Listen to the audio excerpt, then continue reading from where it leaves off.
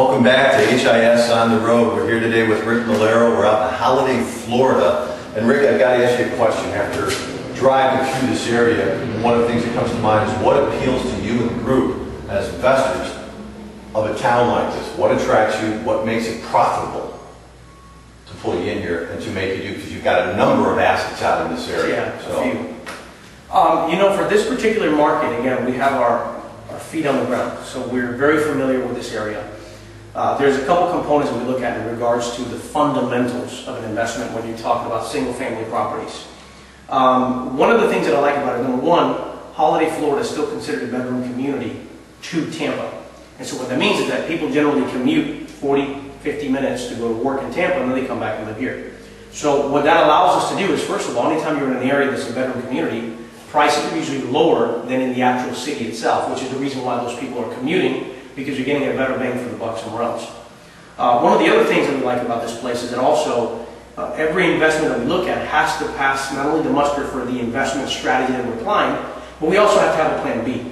So this particular property that we're looking at here, and this is a perfect example, is what we call a television exit. This is a property that we would repair to move-in ready condition so that a landlord would purchase this property and lease it out to somebody else. So the way that we look at it is, worst case scenario, would this property produce enough revenue on a monthly basis to justify the investment as a plan B for us? The answer is yes. So therefore we decided to move forward from this property. And so that's some of the components that we look at. Now, of course, many of the investments that we have in this area are connected off of the US 19, which is kind of a main lifeline directly through the entire city, which is where most of the actual amenities are, if you will. There's a store, shopping, restaurants, banks.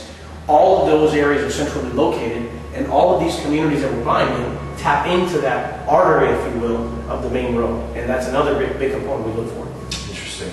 Now, as we walk through the house, and let's take a little walk. Let's walk and talk a little bit. As we walk through this now, myself as an investor, as well as our videographer here today, we might look at this from a wholesaling perspective and say, yeah, absolutely, we could do this all day. But as I walk around this, if I'm looking at it as a rehab scenario, this is out of my budget. I'm looking at maybe a $20,000 or $30,000 repair. If we take a walk, and let's walk around, we can look out here into the garage area. We notice that the air conditioning, there is no air conditioning actually.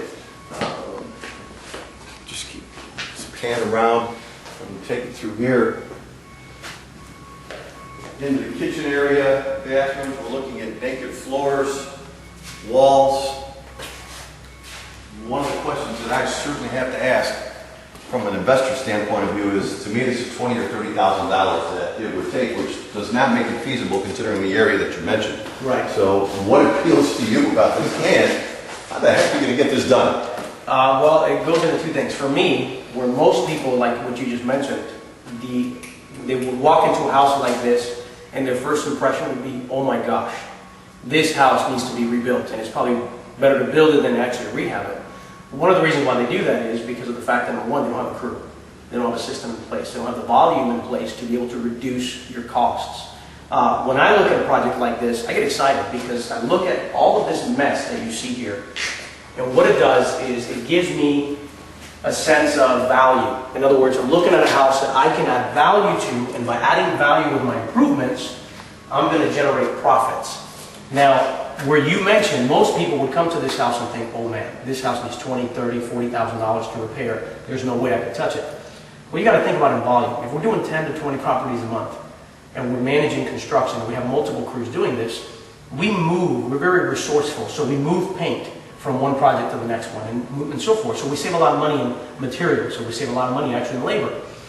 For example, this particular kitchen, yes, if you were going to redo a kitchen, if you want to take a look at this, your first glance says, oh my gosh, I need new cabinets, I need new countertops, I need new, look at how disgusting this looks. New sink. Obviously, you know, look at the appliances. Obviously, they look like they've been very dated and they're not working. And then look at the flooring. I mean, look at this old dated flooring. And you're absolutely right. From a glance, this area looks horrible. But from an investor standpoint, you have to understand your exit. My exit is, again, through television. And using the TV market, we're selling to people that are looking to lease these properties. So they don't want a perfect kitchen because they know that the tenants will most likely damage it. So what we do is we take a look at a project like this, And we would actually, if you see this right here, we would sand down all of these cabinets and we would completely repaint them. We would install new hardware to make it more updated. We would paint the inside of these completely white after we cleaned it out. And we didn't have to replace the cabinets, which would cost a significant amount of money. We'll take a look at most of these cabinet or countertops, and based on these particular countertops, if we can sand it down to a smooth, leveled space, then we have this basic epoxy that we use to put into the actual countertops, which actually creates another layer of thickness for the cabinet, and it also gives these little sparkles that look kind of like granite. And so this is kind of like our little Formica rehab, and it's very inexpensive. And again, now when it comes to the sink and things of that nature, we would replace it. So we're looking at $150, $200 here just for that. All the cabinets, again, would be redone at a very affordable rate. If you look at the old backsplash of these dated backsplash pieces, there's an actual paint, a special paint that we use to recover these and paint them in white. So again, even though you're looking at a brand new kitchen that would cost you $10,000 maybe, we're at a very affordable prices from what I'm looking at in these numbers.